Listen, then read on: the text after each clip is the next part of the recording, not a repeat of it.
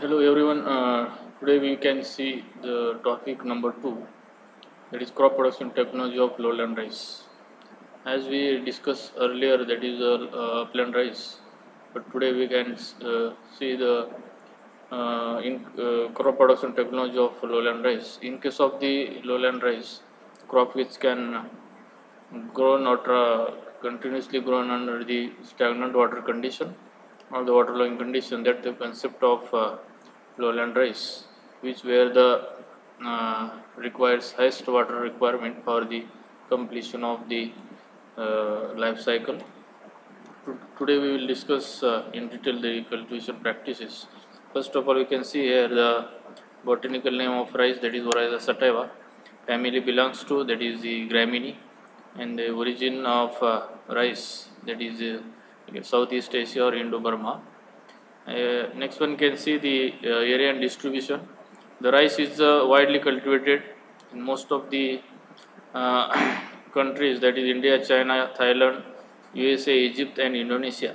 Among the rice growing countries, India is the highest or largest area, followed by the China and Indonesia. In respect of the production, India ranks second uh, next to the China. And in regards to the average yield per hectare, Egypt ranks first, followed by the USA. In India, rice is the grown in almost all of the states, that is Andhra Pradesh, Bihar, Uttar Pradesh, Madhya Pradesh, Maharashtra, West Bengal, and Punjab. Among the states, West Bengal and the Uttar Pradesh has the highest rice production state, and the average yield per hectare is highest in Punjab. In this slide, or in this point, that is area and distribution, which were the different countries with respect to rice cultivation. Among these countries, India is the largest growing uh,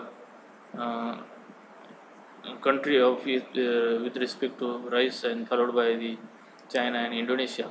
But in case of the states, Uttar Pradesh and the West Bengal are the highest rice production. An average yield per hectare is highest was found in the Punjab state. Next point, that is the economic importance or the uses of rice. Rice is the staple food crop next to the wheat, sorghum, and maize. This is the important staple food for most of the people of South East Asia. And India is the most important country, which where the extensively rice can be used as a food crop, and the rice occupies a pivotal or the plays an important role, especially in Indian agriculture, and is as a staple food for more than 70% of the population is depends on the rice. And the rice is primarily the high energy crop, and also the high calorie food, and the contents of the protein is less than the wheat, and the protein content of the milled rice is usually 6 to 7%, and the rice grain contains much of the vitamin B group complex as the wheat, and the rice bran is used as cattle or the poultry feed. The rice hulls can also be used for the manufacturing of these insulating materials, then cements, and then cardboards, as well as a litter in the poultry keeping. And the rice straw can use as a cattle feed as well as the litter during the winter season. Then classification of rice, that is in case of the rice species, that is Oryza sativa and the Oryza glaberrima are the important cultivated species of rice. All the varieties found in the Asia and the America and the Europe belongs to the Oryza sativa, and the varieties found in the West America and Europe belongs to Oryza glaberrima. Then Oryza sativa is a diploid species having 24 chromosome number, and sativa, that is Oryza sativa rice varieties, is grouped into three species, namely that is Indica, Japonica, Javanica. That is Indica means the rice grown in India, that is originated from India. Japonica, that is rice grown in Japan, and the Javanica, that is the rice grown in Indonesia. This is important part which will be for the examination point of view, that is according to the origin, the different rice species, especially varieties sativa species, that is in India, that is Indica, In Japan, that is Japonica, and in Indonesia, that is Javanica. Next one, the ecological conditions required for the cultivation of lowland rice, or the soil and climatic requirement. First of all, you can see the soil having a good water retention capacity with the good amount of clay and the organic matter are the ideal for rice cultivation. Clay or clay loams are the most suited for the rice cultivation because of these soils can hold the moisture or the water over a long period of time. That's why these type of soils are most suitable for ideal for the rice cultivation. In such soils as the capable of holding water for the long and sustain the crop. Then rice being a semi-aquatic crop, it grows best well under the summers or the waterlogging condition. This is a important point in case of the rice. And then rice plant is able to tolerate the wide range of soil reactions because of the rice is an most preferable for the acidic soils because of the rice is a acid tolerant crop and which requires the pH range should be that is 5.5 to 6.5. Next point, that is climate, and the climate is the best suited for the which where the regions have the high humidity, prolonged rains, and the assured supply of water. And the average temperature required for the throughout period of crop ranges from 21 to 37 degrees Celsius. And it is a tropical crop. It requires hot and humid climate, then also requires the warm weather. And at tillering stage, the crop requires the higher temperature than the growth, and the temperature required for the blooming or the flowering is the range of 26.5 to 29.5 degrees Celsius. And at the time of ripening, the temperature should be 20 to 25 degrees Celsius. And the photoperiodically rice is a short day plant, and however the varieties of the rice are the non-sensitive to photoperiodic conditions. Then varieties of rice, there are different types of varieties. That is APRH1. This is a hybrid one. APRH2. Then Pusa Basmati TN1 IR8 IR22. The Pusa Basmati is the first variety of rice, especially that is export or the scented export variety. And then Ambemor Karzat 184, Ratnagiri 24, Indrayani, Palghar 1 Sahyadri, Punjab Basmati, ADT 37, ADT 38, and ADT 39 are the different varieties of rice. And then we can see next point, that is preparation of field. As we discuss about the lowland rice cultivation, especially for the cultivation of lowland rice, the land should be plowed that is 20 to 25 centimeter deep with the help of mold bowl plows during summer season, that is to expose the eggs of harmful insects, pests, or the rhizomes of the weeds. This is a important operation which is followed in the during summer season, that is during high temperature, which where the whatever the insects eggs or the pupa or the weeds infestation is there, then different propagating parts of the weeds should be exposed directly to the sunlight, and it will be helpful for the control of weeds. That's why initially the plow the field with the 20-25 centimeter deep with the help of moldboard plow.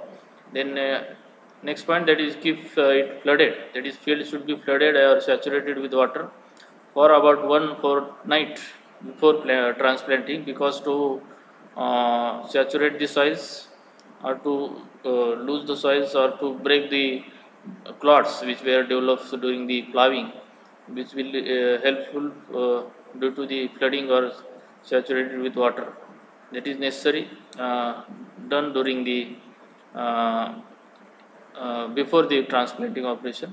And then next one you can see here, this helps in the decomposition of chaff as well as the straw of US crop. That is digested soil is keep under flooded or the saturated condition. This is helpful for the decomposition of chaff or the straw of the previous crop. Then puddling should be begins about the 2 weeks ahead of the transplanting. As we seen last lecture, that is on in upland rice, which in this case the land preparation which were the plowing operation and then followed by harrowing operations, then sealing or the preparing the bunds on the around the field before start of onset of monsoon. But in case of this lowland rice requires the puddling operation has to be done before 2 weeks of transplanting. And then before puddling, the earthen bunds or the field bunds should be around 30 to 30 centimeter height, should be made around the field, and the equipment which is used for the puddling operation or to puddle the fields, that is puddler. And then recently different types of puddlers are available, that is the bullock drawn or tractor drawn puddlers are being used for the puddling operation. Then puddling is very essential or important operation in especially lowland rice or the transplanted rice, and it helps to kill the, because of due to the puddling operation helps to kill the weeds as well as to bury them in the puddle layer, and the rate of germination of weeds is also reduced with the help of the puddling operation, and then also create the physical beneficial physical, chemical and biological conditions for required for the establishment of rice seedlings as well as the growth of plant. Then the puddle the field by 3 to 4 runs of the puddler in the standing water. That is the meaning of or concept of puddling. That is the tillage operations which are carried out in between the or in the standing water, and they it should be done. That is number of puddlers or puddling operation, or should be puddle 3 to 4 runs of puddler with the in standing water. Then also apply uniformly half dose of the nitrogen and total quantity of P and K on the puddle layers or puddle soils and the term of last puddling and the incorporation of top 10 to 15 centimeter deep soil. This is uh, regarding the preparation of field, especially for the lowland rice. That is, plow the field at least 20 to 25 centimeter deep with the help of moldboard plow during summer season. That is to expose or to control the insect pest and the weeds. And after that, it keep the field under flooded or saturated condition in during or within a one fortnight before transplanting. It is helpful for the decomposition of chaff and the straws or the residues of the previous crop. And the puddling will be start before 2 weeks of the transplanting, and the before puddling the earthen bunds around the field should be made up. The equipment is used for implements is used for the puddle the field, that is the called as puddler. And recently there are different types of puddler, that is bullock drawn and tractor drawn puddlers are being used for this purpose. And the puddling is an important operation which is helpful for to kill the weeds as well as reduce the rate of germination of weeds, then create physical, chemical and biological properties of the soils required for essential for growth of the rice seedlings. And the puddling operations or the number of puddlers should be run in the standing water, that is 3 to 4 runs, and then after that apply the uniformly dose of chemical fertilizer, that is uh, half dose of the nitrogen and full dose of P and K. Next one, you can see the raising seedlings in the nursery. Before transplanting or the before cultivation of the lowland rice, we have to prepare the nursery. This is essential for the rice cultivation. That is, before that, you have to select the site for the nursery. The site should be well drained or upland field near to the source of irrigation. And then for transplanting 1 hectare area, the area of the nursery should be 500 meters square. Is sufficient to transplant that is 1 hectare area. And in case of late sowing, the area of nursery should be increased up to 750 to 1000 meters square. For 1 hectare area of the nursery, if the area of nursery is 1 hectare, is sufficient to transplant, that is 20 to 25 hectare of the main field. This is important data for the examination point of view, that is for transplanting 1 hectare area, the area of nursery is about 500 meters square. If the late sowing is if the late sowing the area of nursery should be increased, that is 750 to 1000 meters square. If the area of nursery is 1 hectare, then it is sufficient to transplant, that is 20 to 25 hectare of the main field.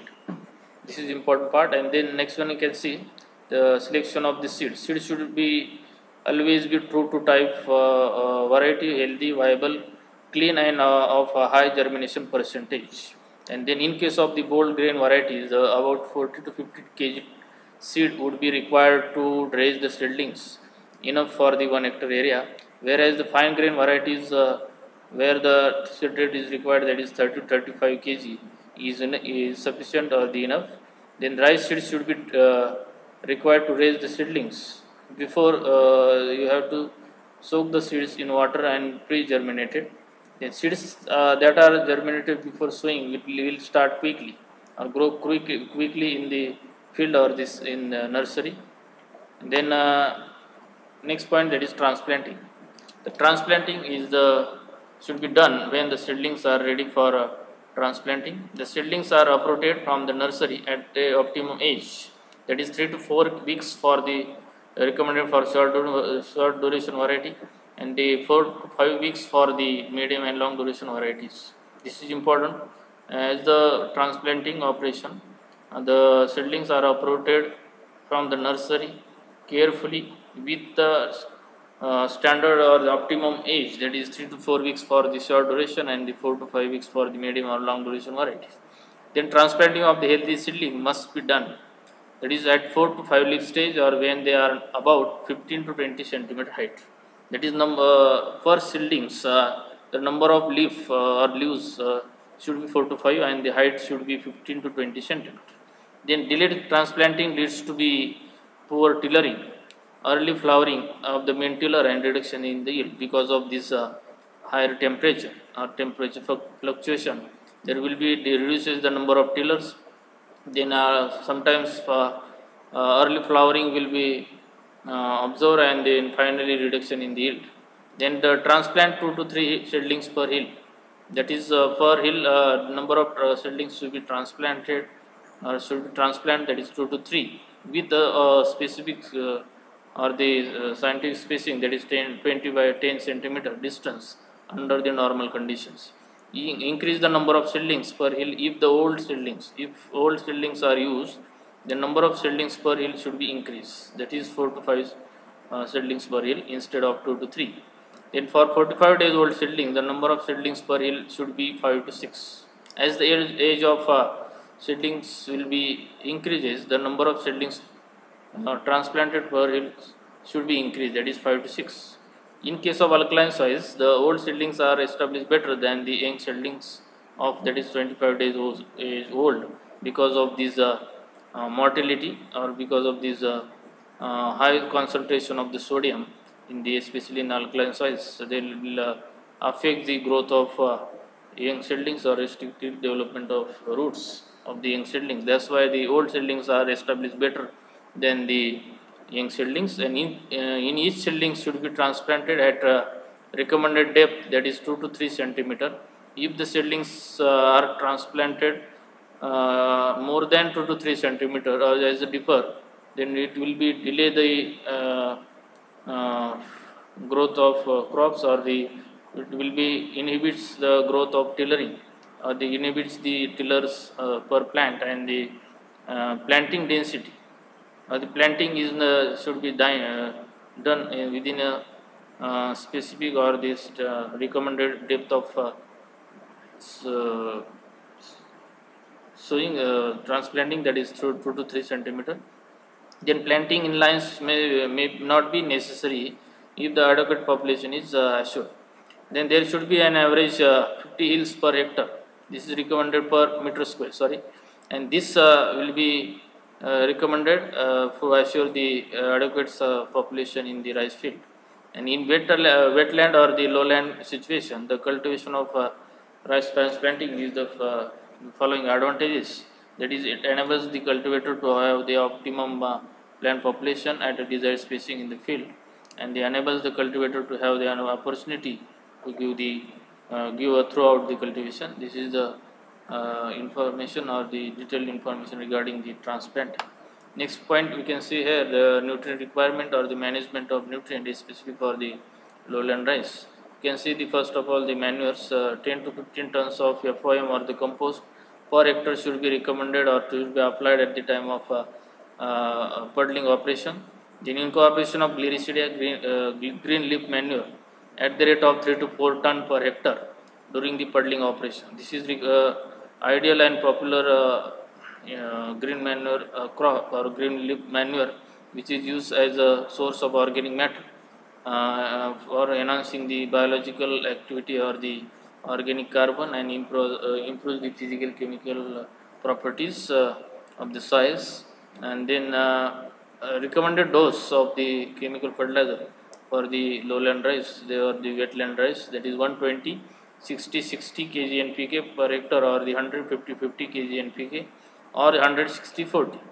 Out of the 120, the 60 kg of dose of nitrogen, that is half dose of nitrogen, and the full dose of P and K should be applied at the time of transplanting of the seedling, because of the nitrogen is the highly volatile nutrient. This should be um, match between the demand and supply of this specific nutrient, and also to avoid the losses of the nitrogen.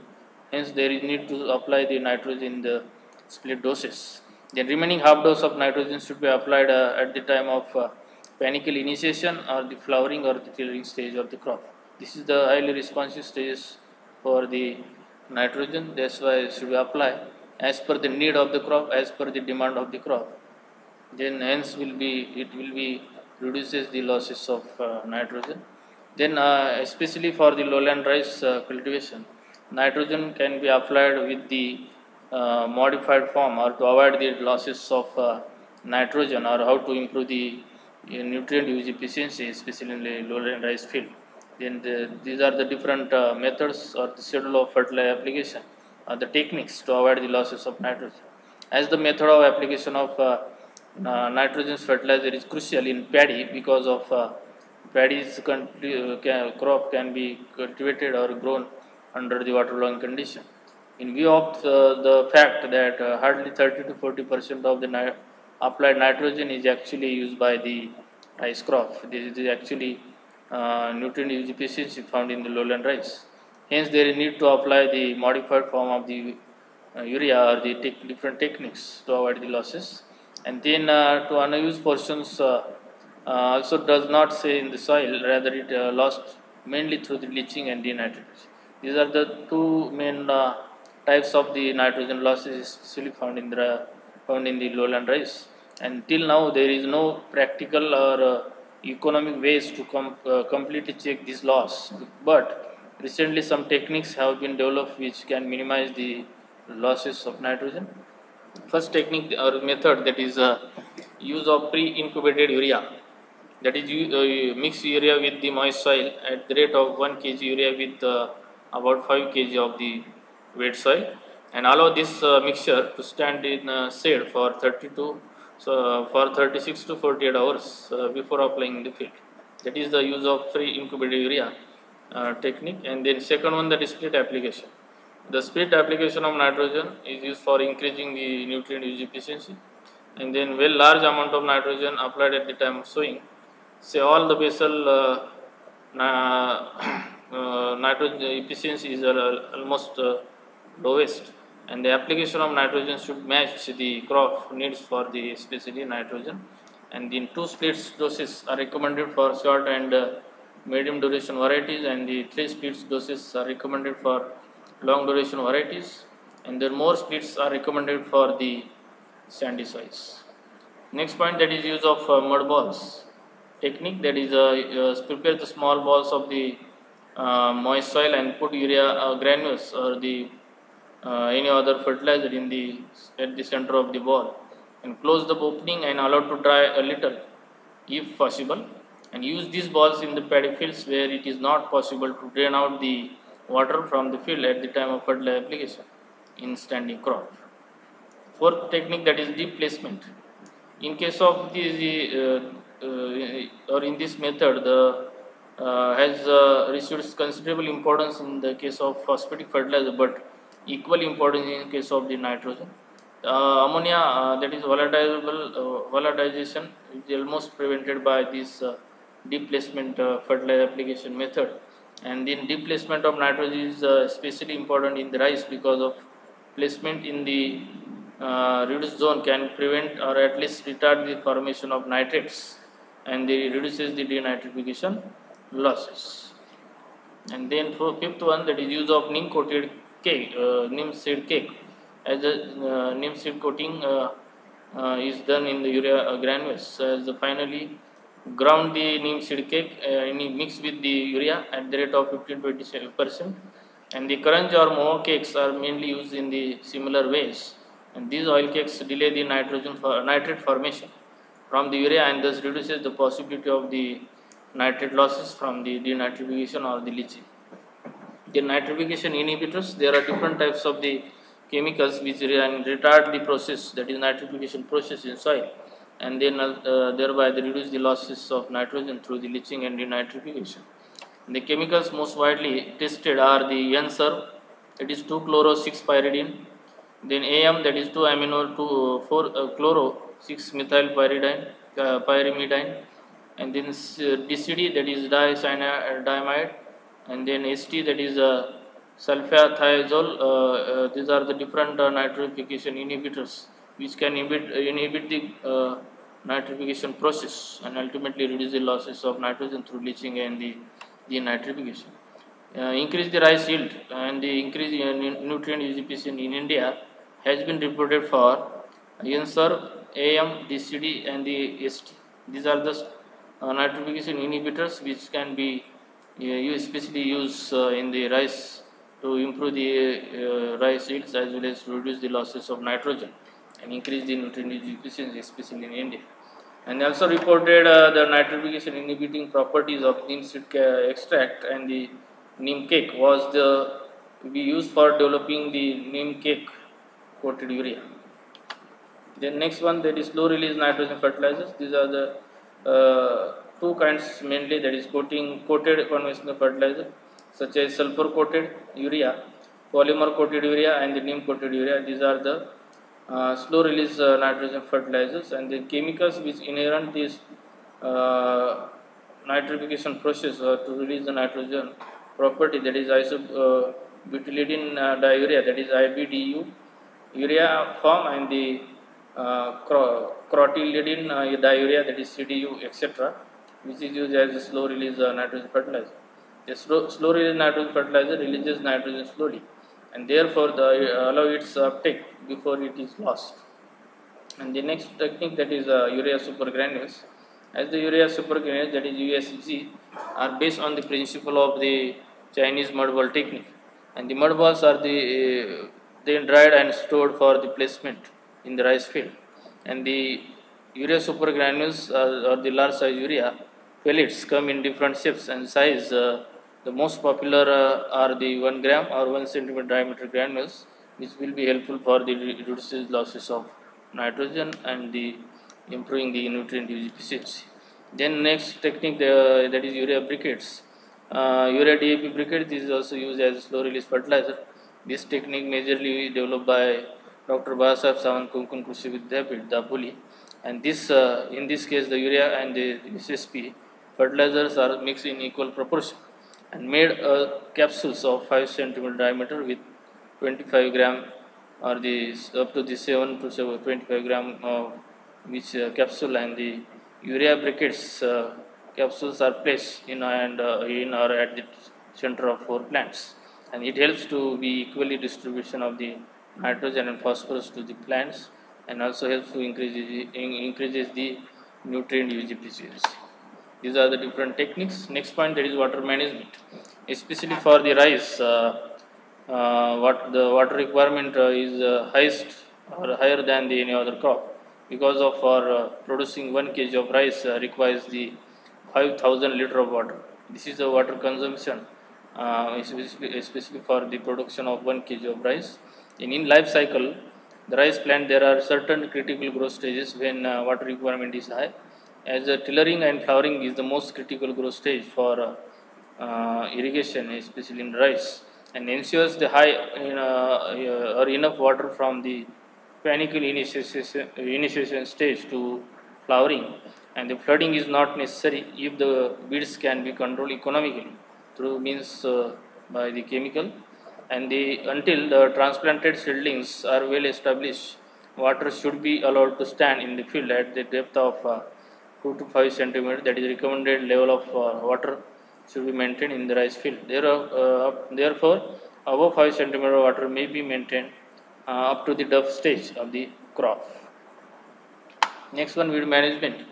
The most of commonly weeds found in the transplanted lowland rice, or especially wetland rice, that is Echinocloa colonum, Cyprus rotundus, Echinocloa crusgulli typha, etc. The weeds can be controlled by means of the herbicides like propanil or butachlor or nitrophane or benziocarb at the rate of 1.5 kg active ingredient per hectare. If the chemicals are not available, then should follow the removing of weeds by manually after removal of water in the field. Next one, plant protection. In this case, the different pests you can see here, the rice yellow stem borer, goal meach, rice ipsa, leaf roller, army worm, gandhi bug, green leaf hopper, brown plant hopper. These are the different pests of rice which were found. Among the different pests, the rice yellow stem borer are the major pests which can be controlled by means of this grow resistant variety, clean cultivation, uh, properly or timely removal of the weeds, to keep the field clean, and then timely sowing, then use of the carbaryl 5% dust at 20 kg per hectare. They spray the crop with malathion at the rate of 1.25 liter in 1000 liter of water per hectare. Then spray the crop with monocrotophos 36 EC at the rate of 1 liter in 1000 liter of water. These are the control measures for the control of rice pest. And then next one, we can see the diseases.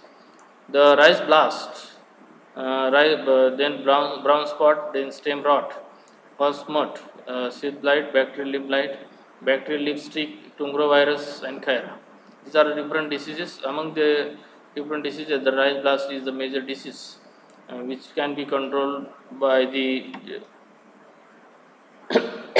different fungicides or the seed treatments, especially the bacterial leaf blight, that is Cressex, occur in the early stage of crop, and the tungrovirus is a major disease which is transmitted by the leaf hopper, and the chyra disease is due to the zinc deficiency.